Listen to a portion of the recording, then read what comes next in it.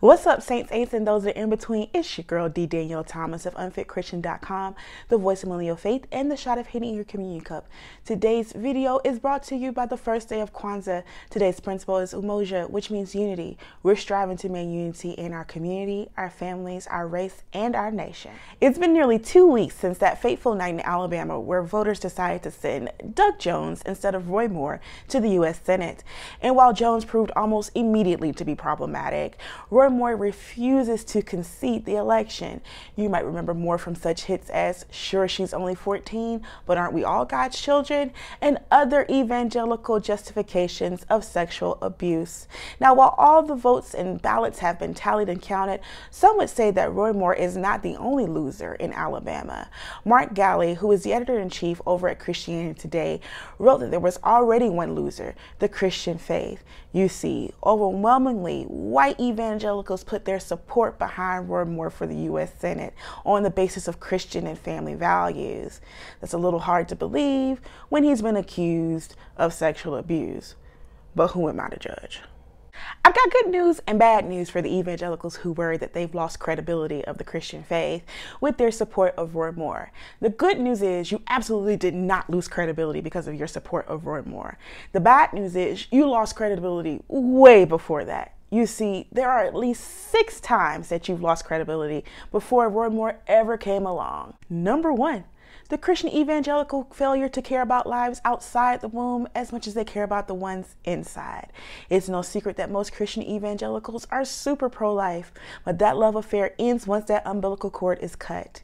From the failure to renew CHIP to United Medical Center in DC's most recent decision not to reopen its maternity ward, failing to give Southeast DC residents access to maternal care as well as specialists. And who's this impact most, you ask? You guessed it, poor black people in Southeast DC. I guess you better pray about it. Number 2, Christian evangelical failure to condemn white supremacy at the Southern Baptist Convention.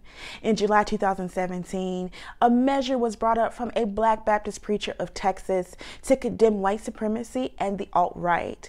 It was vehemently fought by the voting body, and it wasn't until public pressure came down that they even bothered to put the measure to a vote. It finally passed with revisions. Not that this should be shocking, considering that the Southern Baptist Convention was actually founded to explicitly support slavery. Gotta love those evangelicals. Number 3. When Christian evangelicals choose to remain silent on the issue of police brutality.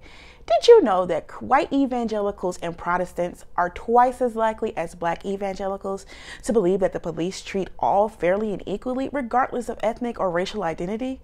Yeah, you heard me right. Despite the fact that since 2014 there have been more than 400 fatal police shootings, white evangelicals overwhelmingly believe that we all still get treated fairly. And while they've had the opportunity to speak up in the myriad of nationalized deaths, they've chosen to remain silent. Unless you're Lecrae, and then you find out that your album sales drop once you decide to actually speak up vocally against white evangelical silence. They choose to speak, just not on the right issues. Number 4, when Christian evangelicals decide to overwhelmingly vote for sweet potato Satan in 2016. No, seriously, 81% of white evangelicals voted for the philandering misogynist on the principle of Christian values.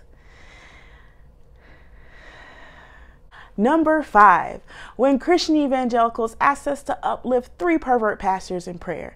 Just in case you were thinking this is just some white shit, in July 2017, 3 black pastors in Ohio were indicted for conspiracy to sex traffic children after a 14-year-old girl came forward and said that one pastor introduced her to the other 2 pastors and they in turn sexually assaulted her.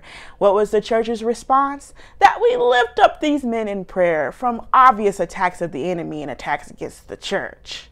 Yeah, that happened. And finally, number 6, when Christian evangelicals decide to fleece their congregation for $1.2 million. Yes, you heard me right. $1.2 million.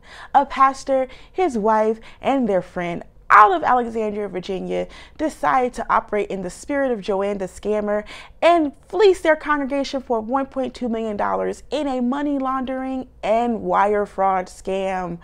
What was the story? They were helping developing nations build businesses and reinvest in their existing businesses. In reality, they took the money and bought a $1.75 million property, as well as financed their personal expenses. So much for tithes and offerings.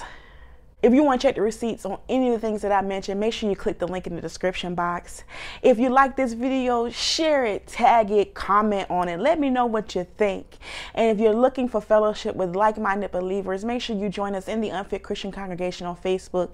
You can follow me on all social media, Twitter, Facebook, Instagram, at Unfit Christian. Always check out the blog, unfitchristian.com.